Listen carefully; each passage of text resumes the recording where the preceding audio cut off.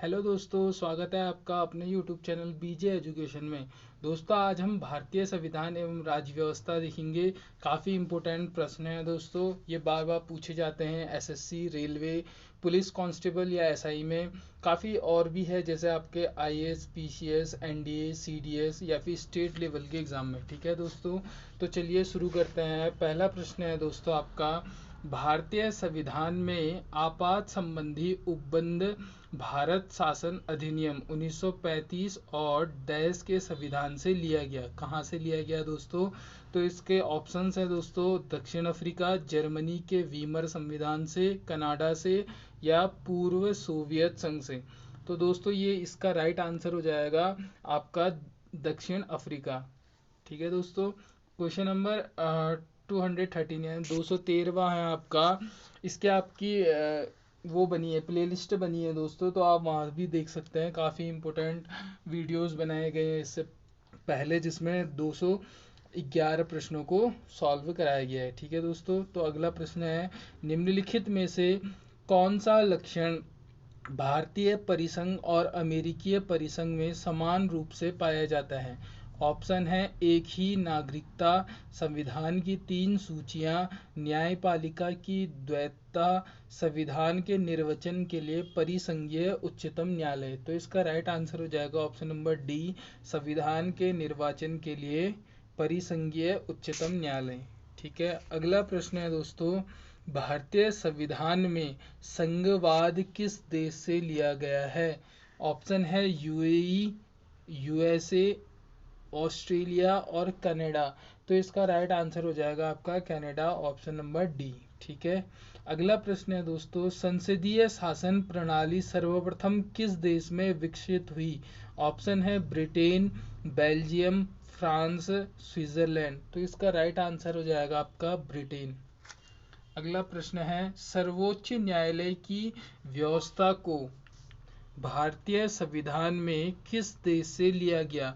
इसके ऑप्शन है Japan, USA, Britain, दक्षिण अफ्रीका। तो इसका राइट आंसर हो जाएगा अमेरिका, यूएसए। ठीक है, अगला प्रश्न है, निम्नलिखित में से वह संवैधानिक दस्तावेज कौन सा है जिसका भारतीय संविधान तैयार करने में गहरा प्रभाव पड़ा था? ऑप्शन है भारत सरकार अधिनियम 1935, द यूएसए संविधान, द ब्रिटिश संविधान या द यूएन चार्टर्ड। तो इसका राइट आंसर हो जाएगा भारत सरकार अधिनियम 1935।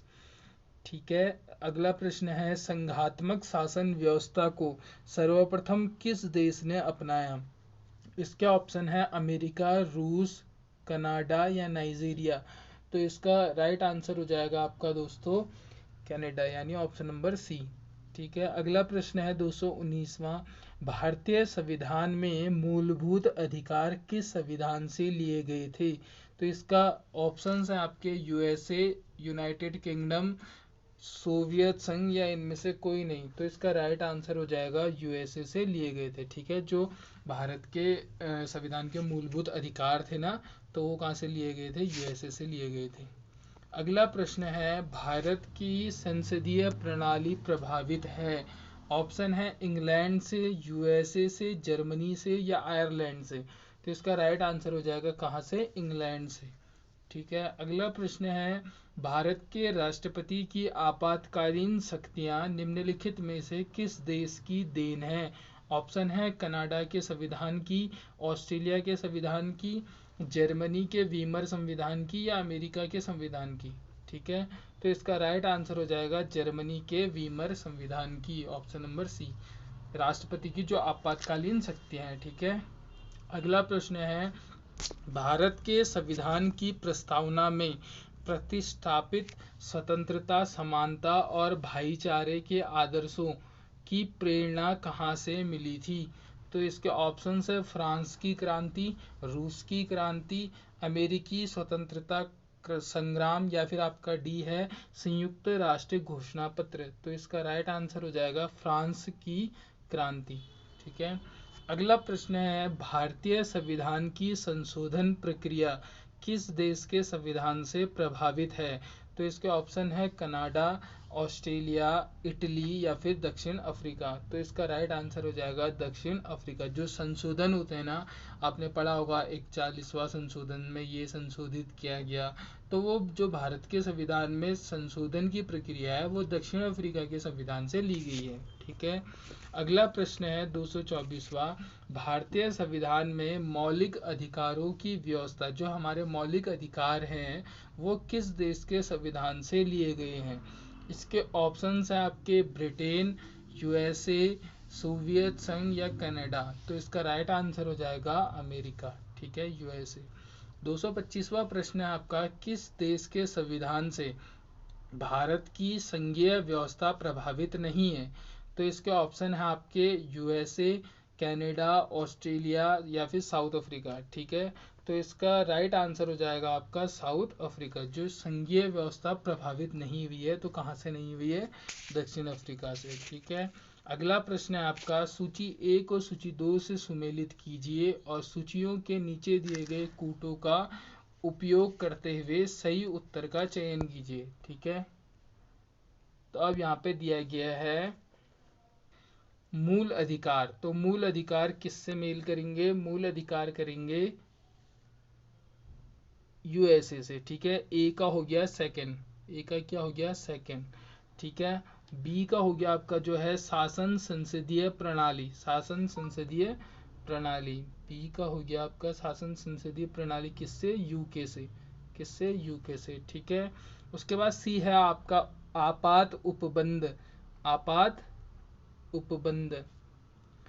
तो सी, सी हो गया आपका फोर्थ, जर्मनी, आपात उपबंध। ठीक है, जर्मनी। और डी आपका है राज्य के नीति निर्देशक तत्व। तो नीति निर्देशक तत्व कहाँ से लिए गए थे?